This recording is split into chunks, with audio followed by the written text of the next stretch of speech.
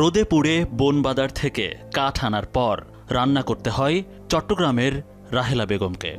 বাজার থেকে এই কাঠ কিনতে গেলে তিনি হিমশিম খেয়ে যান সংসার চালাতে।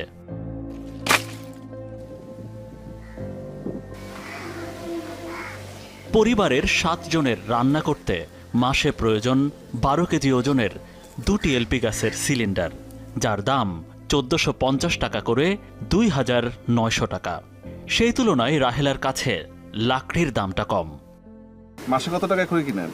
2000 টাকা। অথচ সরকার এই চট্টগ্রাম থেকেই প্রতিদিন গ্যাস সাপ্লাই দিচ্ছে, যেটির দাম মাত্র 690 টাকা। 690 টাকায় আপনার কি গ্যাস পেলে কিনতেন আপনি?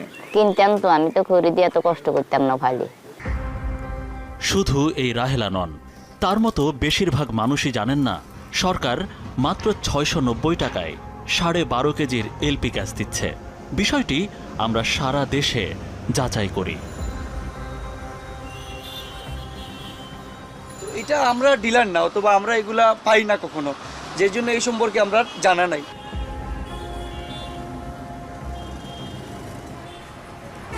$90 টাকার গ্যাস আমরা জীবনে বেশি নেই।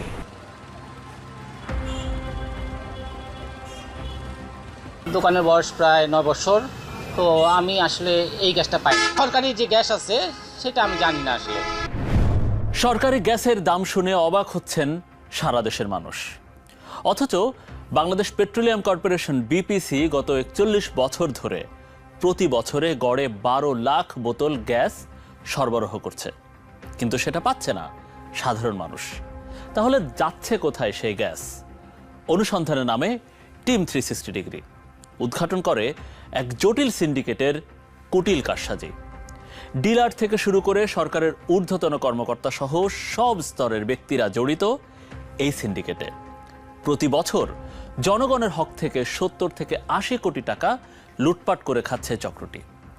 চক্রের প্রতিটি স্তরের সদস্যদের মুখোমুখি হয়েছে আমরা।